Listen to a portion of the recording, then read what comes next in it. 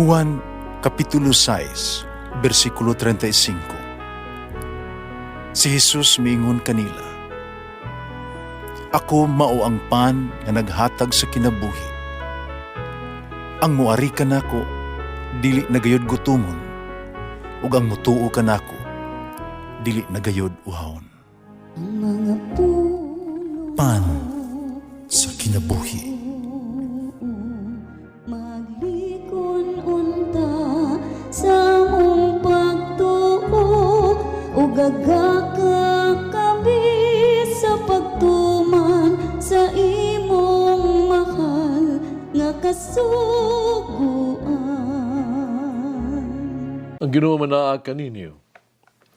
Santo si Ebanghelyo sumala ni San Mateo. Unya si Jesus miingon, "O Amahan, Ginoo sa langit ug sa yuta. Nagpasalamat ako kanimo, kay padayag mo man ngadto sa walay kahibalo, ay imong gililong sa mga maalamon o makinaadmanon. O Amahan, matuman kini kay mao kini ang imong gusto ug pagbuot. Ang akong Amahan naghatag kanako sa tanang butang. Wala nakaila sa anak gawa sa Amahan, wala siya nakaila sa Amahan gawa sa anak. Ug kadtong mga tao kabuot sa anak nga makaila sa Amahan." Ang Ebanghelyo sa Ginoo. Mati ang Ginoo kay siya maayo, ang iyang gugma mulungtad hangtod sa kahangturan. Pasalamati ang Diyos sa tanang mga Diyos, ang iyang gugma malungtaron. Pasalamati ang Ginoo sa mga Ginoo, ang iyang gugma malungtaron.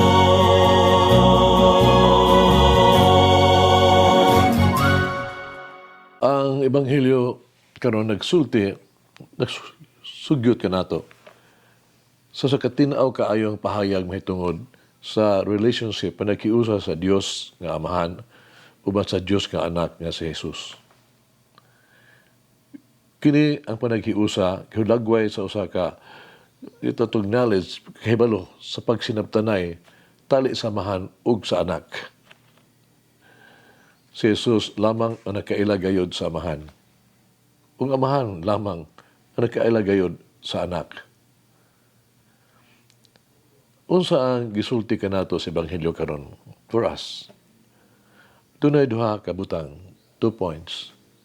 Una, gipadayag ni Jesus ang tinubdan og gahom sa iyang pagsangyaw ug mga milagro nga iyang nabuhat pikan ngadto sa Amahan. Si Jesus nagadayeg sa Amahan. Tugay Amahan nakahimog dagko mga butang diha kaniya, pinaagi sad kaniya. Busa ang dungog adto sa Dios nga Amahan. Ibalik ni Jesus ang mga pasidungog o mga pagdaig sa Dios lamang nga Amahan.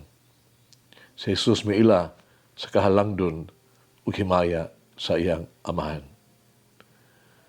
Karon kita mahimong malampuson. Makaani kita og daghang mga pasidungog. O kita adunay mga potensyal kalabaw nga makabot.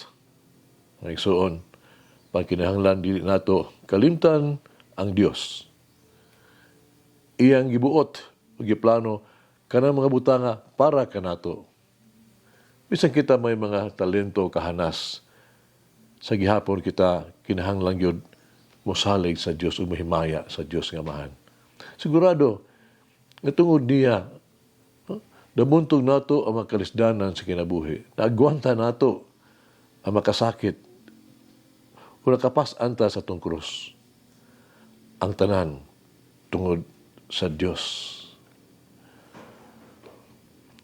Ang tanan tungod sa iya mga grasya o sa iyang mga plano. Usasama sa iyang anak nga si Jesus, kinahanglan usab nato siyang daygon o ibalik ngadto ang himaya sa Amahan. Ikaduha, Si Jesus wala magbuhat o maghimo nga milagro para lang siyang kaugalingon. Siya nagtrabaho alang sa Dios nga Amahan. Gibuhat niya ang kabubuton sa Amahan. Gisulti niya kung unsay gusto nga ihatag, ipasulti sa Amahan. Si Jesus mao ang nagpadayag sa Amahan. Iyan ang gituman ang plano sa Amahan. Siya milihok, dili alang sa pagpadako siya kagulingon, dili alang sa pagsikat, dili alang sa gahong. Iyang gipaambitan ang gugma sa Amahan. Iyang gihatag ang mga gasa sa grasya o kaayo sa Amahan ngadto sa tanan. Karon di na to kinahanglan nga kita magbuhat aron kita pagadaygon. Dili kinahanglan ibutang natong kaugalingon kredensyal sa atubangan sa mga tao. Kinahanglan lang nga kita gyud maglihok, magtrabaho alang kaniya, alang sa Amahan. Ipaambit usab sa uban ang iyang kaayo, ang iya siyang grasya. Kinahanglan lang magtilibangay kita pagtuman sa plano sa Dios.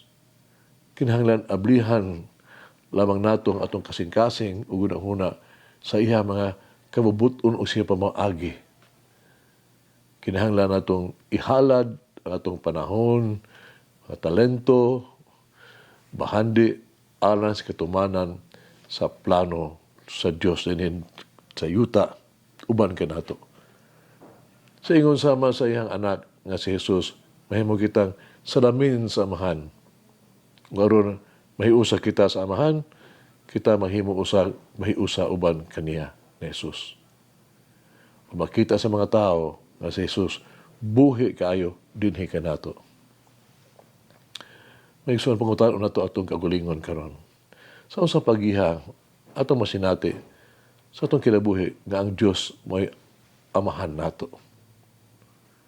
Kaya ba kitang mutawag kaniya, mupasidungog kaniya sa mga butang nga naa ka nato ning kinabuhi. Magampo kita maluluyog walay katapusang buotang Jesus. Among Ginoo ug magtutudlo. Ikaw usa ra sa Amahan. Ikaw mo ang anak sa Dios. Uban kaninyo nagkaila kami sa Amahan. Diha kanimo. Nasinati namo ang iyang gugma nahimo kaming iyang mga anak. Uban kanimo among maamguhan ang kaayo sa Amahan. Ang imong mga pulong mao ang iyang pulong. Ang imong mga buhat mao iyang mga buhat. Imong gipadayag kanamo ang usa ka may gugmaon, pinanggaon, mapasayloon nga Amahan. Masalamat kami kanimo sa pagpadala ka namo balik gato sa Amahan.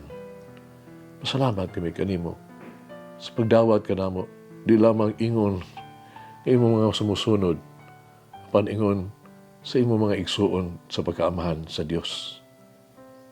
Salamat kami kanimo sa pag-abli pag-usab sa langit isip among tinuod nga puloy-anan. Amen.